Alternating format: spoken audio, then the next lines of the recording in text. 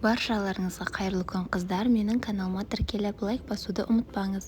Бүгін ерекше фаршпен запеканка дайындаймыз. Ең алдымен пияз турап аламыз, содан кейін үккіштен сәбізді өткіземіз. Табаға май құйып, алдымен пиязымызды қызарғанша қуырамыз. Содан соң сәбіз қосып, тағы қуырамыз. Томат қосып араластырып, артынан су құйып, бір қайнаған соң баяу отқа 15 минутқа қойып аламыз. Картошкамызды қайнатып, тұзын қосып, суын төгіп, сүт қосып пюре жасаймыз. Енді противенге барлығын жинаймыз.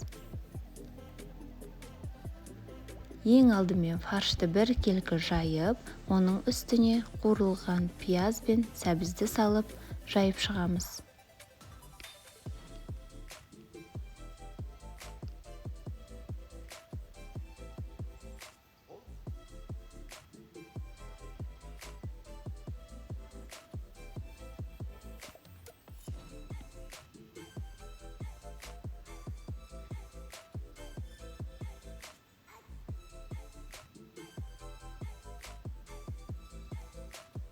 Оның үстінен пюрені бір келкі етіп жайып, үстіне майонез жағып шығамыз.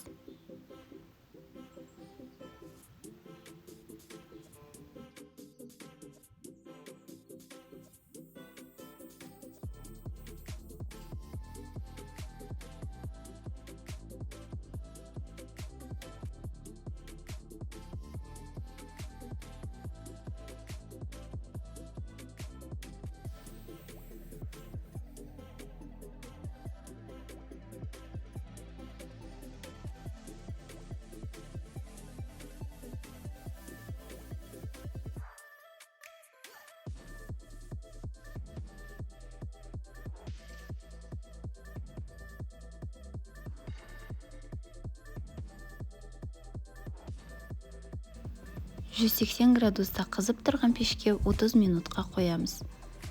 30 минут өткен соң шығарып, үстіне сыр сеуіп, тағы 10 минутқа саламыз.